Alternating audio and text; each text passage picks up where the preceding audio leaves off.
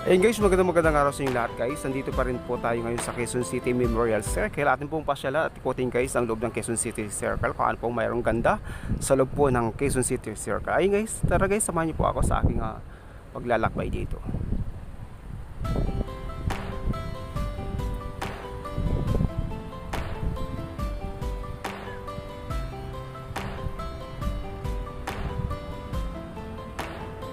Meron silang fountain dito guys, kaso lang gabi lang ito binubuksan guys.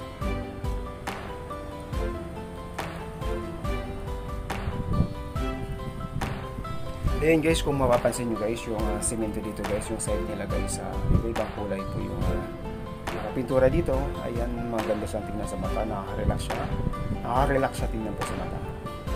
Ayan, ibang kulay po yung makikita dito. Ayan, doon sa banda po, unang banda, doon po, pumunta po tayo doon. Naman po tingnan yung mga halaman guys. Tara guys, samahan nyo.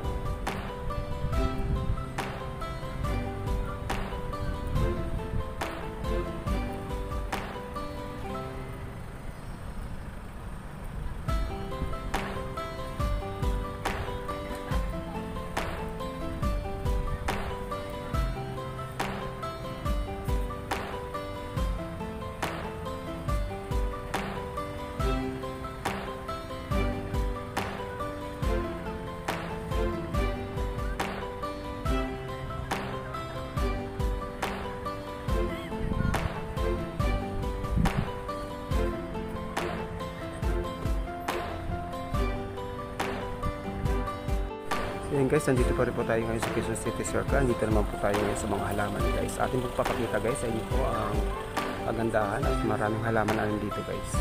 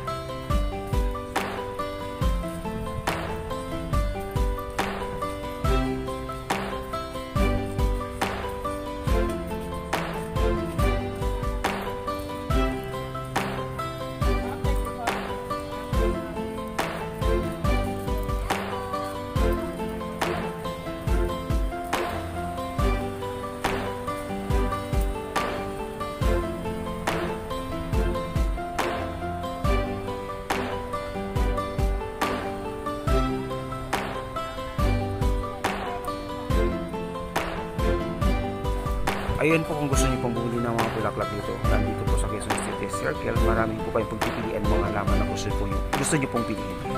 Ayan o, nakakaaliw yung tingnan ng mga orchids. Ayan, ibang kulay. Ang ganda tingnan sa mata guys.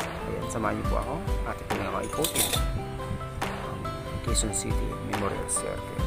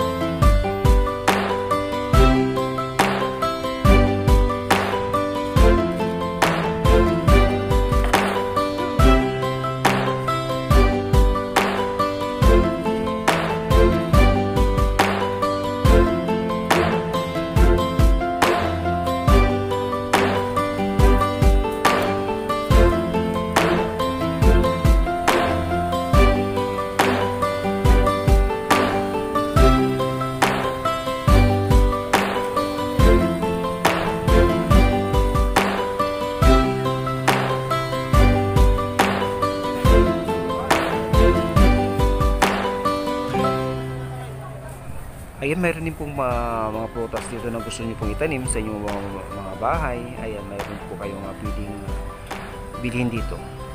Iba-ibang klase ng mga prutas po na dito, ano na po siya, tanim. Mayroon po dito sa Quezon City Lower Circle.